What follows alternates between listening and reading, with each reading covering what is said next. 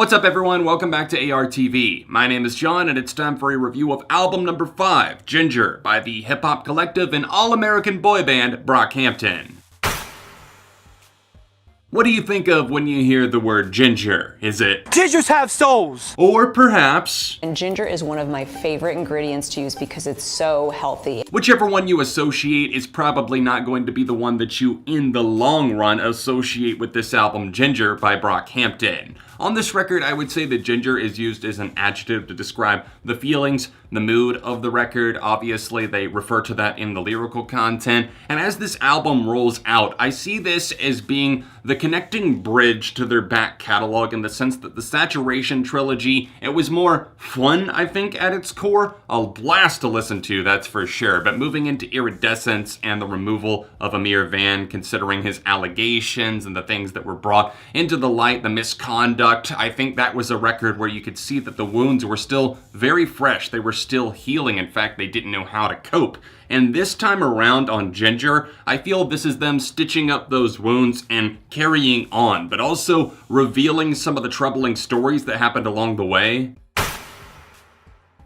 This record makes more use of traditional instrumentation. The sampling is still definitely occurring in their in-house production team because Brockhampton is such a large crew, not just the 6 vocalists. We have the production, the art design, everything that's going on behind the scenes, actual members of Brockhampton directing these creative strides and ideas. But I would champion the use of this in the future. I love the organic instrumentation, the guitars on some of the opening tracks, also the synthesizers that work their way in and build around these samples that they're using. The pitch-shifted vocals normally work in their favor on this album, and despite the fact that it can feel like it's bounding outside of what they would normally do outside of that globe and the reality of Brockhampton, I feel that they're expanding their boundaries in a good way on this record, as it takes on more of a melancholic, almost alternative hip-hop type vibe. It's hard to summarize because there's really not anybody doing what Brockhampton do, and definitely not as well as they do it. This is a group of people that struck lightning and caught it in a bottle because they're a collective, they're a movement, yet they all seem to be on the same page despite there being so many moving parts to the equation.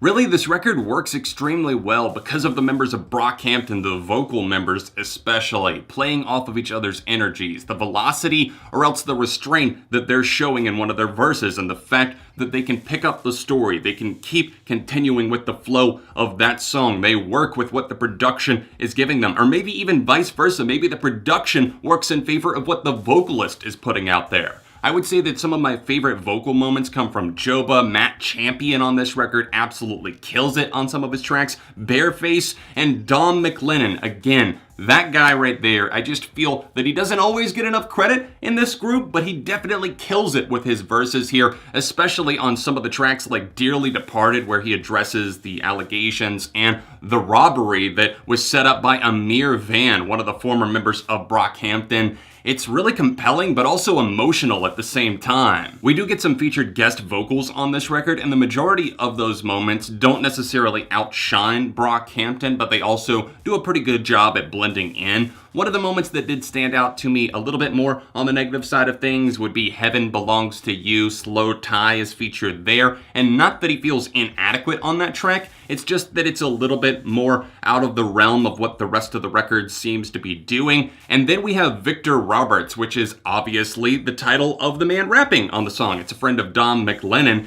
and he kind of gives a life story that was originally told to Dom back in the days when they would play Xbox together, and it comes out quite raw. This record in particular really struck me, and I just feel that this album does a great job at kind of splicing up those moments that both provide positivity, but also love, a wide open hug, and an embrace like the album's cover would imply.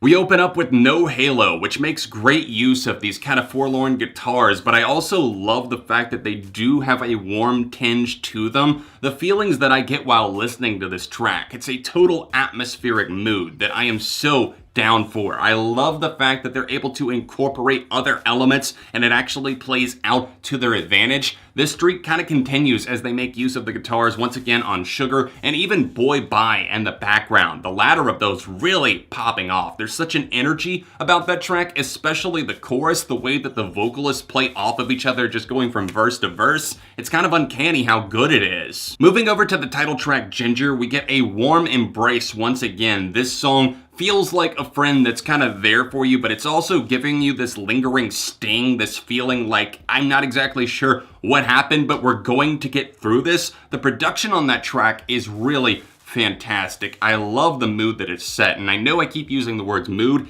and atmosphere, but this is an album that does both of those things so well. Also, If You Pray Right has to be one of my favorite songs of the year. And if you wrote this down on paper and said, all right, we're gonna have Brockhampton, we're gonna have this trombone that's cut in, and we're gonna make a great beat out of it, it's gonna be one of your favorite songs of the year, I would have been very skeptical. I might have been like, sure. But lo and behold, here we are, If You Pray Right. I just feel that they get every little element right. The fact that Dom and Matt Champion are able to trade off so impeccably well. I just feel that there's a tightness about it, but also it's very loose at the same time. Other tracks that I really enjoyed on this record include Sugar. The vocal chemistry on that one was really solid. Also Big Boy, which grew on me a whole lot. I still find the vocals, especially on the hook, a little bit irritating, but it kind of grew on me in a good way. It's warmed its way into my heart. Also, Dearly Departed, a great story. I love the anger, but also the bitterness that fuels that one. The whole backstory is something that you definitely want to look into there. And also, I've Been Born Again, because that's one of my favorite Kevin Abstract moments on the entire LP.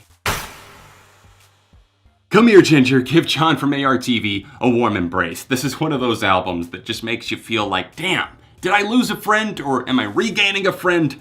I don't know. The more listens I gave it, the more it actually grew on me, warmed my heart a bit in places, definitely felt emotional. It felt like there were stakes on this album, and you had to be there for the tension to experience, to really focus in on it. Overall, I think this is a lot stronger than Iridescence, an album that I may have initially overrated, but I'd love to know what you guys think. What's your favorite Brockhampton album up to this point? Sound off in the comments with any thoughts on that, or the album in general. As far as my rating for this record goes, I'm giving a very strong 4 out of 5. And of course, if you enjoyed the review today, please drop a like on it and subscribe for the love of music. You can catch my thoughts on Brockhampton's Iridescence right over here by tapping this card, or you can tap here for another recent review I posted on the channel. All of my social media accounts, including my Twitter and Instagram, ARTVJohn, I've updated the handles, can be found down below, and I'll see you soon for more right here on ARTV.